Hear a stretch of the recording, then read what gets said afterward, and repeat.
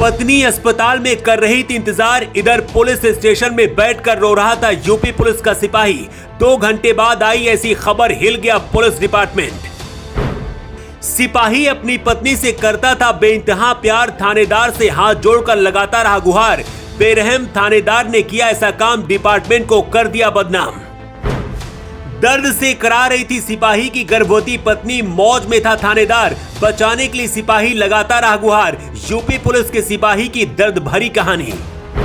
अपनी गर्भवती पत्नी को बचाने के लिए सिपाही लगाता रहा गुहार, लेकिन बेरहम थानेदार पर कोई असर नहीं हुआ। थाने में बैठकर ही सिपाही फूट फूट कर रोने लगा। आसपास खड़े सिपाही भी कुछ नहीं कर पा रहे थे।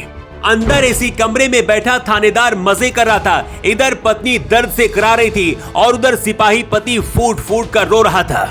कुछ देर बाद ऐसी खबर आई जिसे सुनकर सिपाही विकास बेसुध हो गया और पूरा पुलिस डिपार्टमेंट हिल गया। सिपाही विकास की पत्नी ज्योति भी आरपीएफ में सिपाही थी।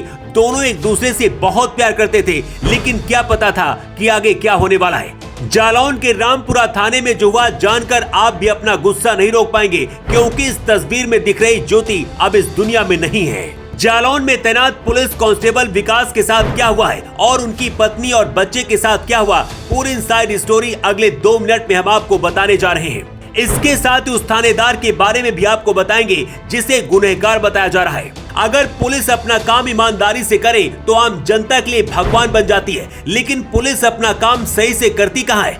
जनता तो छोड़िए, अपने डिपार्टमेंट के साथ भी इंसाफ नहीं कर पा रही। मैनपुरी जिले के रहने वाले सिपाही और उनकी पत्नी के साथ थानेदार ने जो किया, जानकर आपके दिमाग की भी नसें फट जाएंगी।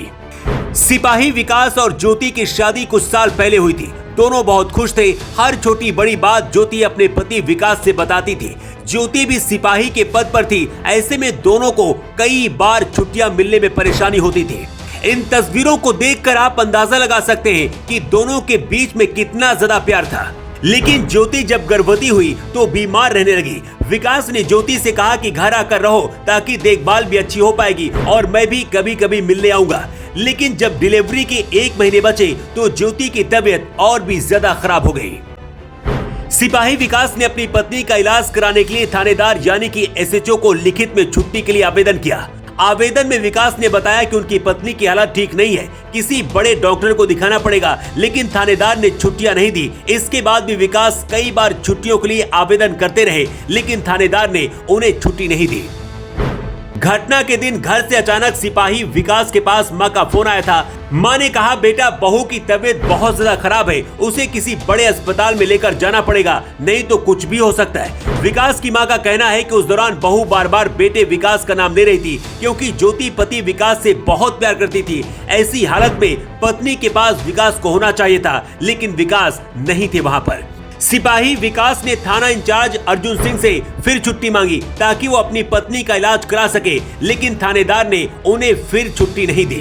परिवार के लोगों ने पास के अस्पताल में ज्योति को भर्ती कराया, जहां से रेफर कर दिया गया और रास्ते में ज्योति और बच्चे की मौत हो गई। खबर मिलते ही सिपाही विकास पुलिस स्टेशन के अंदर ही जोर जोर से रोने लगे। अगर सिपाही विकास सही वक्त पर घर पहुंच जाते और पत्नी का सही इलाज हो पाता तो शायद वो जिंदा होती, लेकिन थानेदार की अकड़ की वजह से विकास का परिवार उजड़ गया।